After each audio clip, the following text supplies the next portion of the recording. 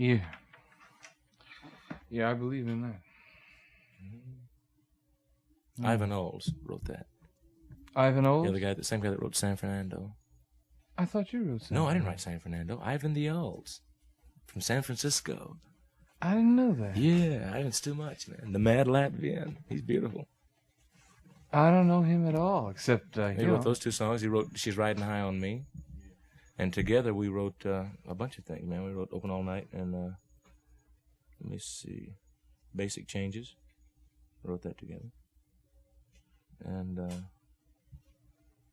well, It's Not Heavy, But It's Fun. Yeah, it's a great song. Do it. Sure. What's the matter, Paul? Chicken Delight. Oh, we're back to that again, right?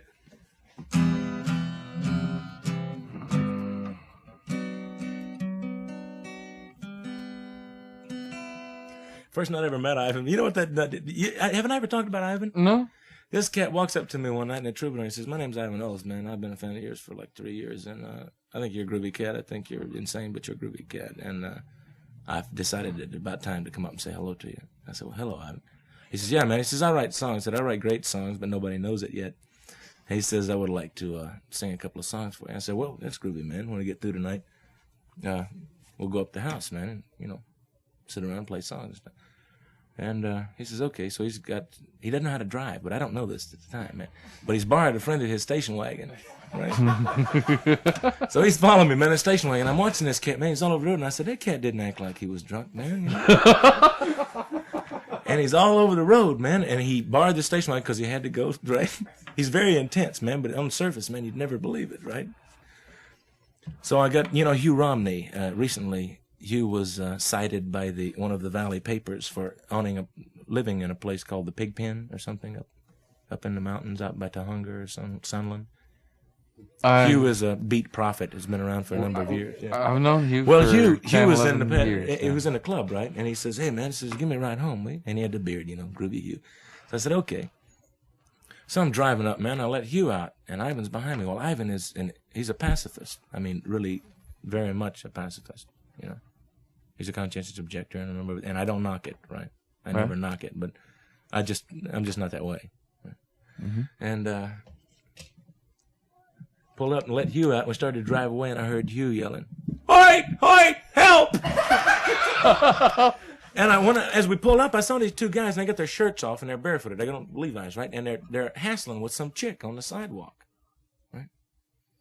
And I didn't pay much attention to it. I figured that's their business. So as I start to drive away, I hear Hugh yelling, "Help! Help!" And I look back, man, and both of these cats are pounding on Hugh. They've jumped him. And Hugh's not a very big cat. And he's a peaceful soul. So I get out of the car, man. I ran up and I caught the first one. He wasn't looking. Maybe I shouldn't go into the details of the fight. But anyway, I won because I caught him by surprise.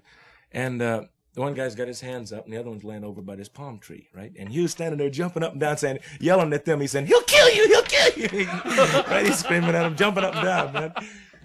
And I said, "Hugh, go in the house, man. Let me take care of it." Because I didn't know where these cats were. I didn't know. I'd never seen them before, right? I didn't know what they were going to do.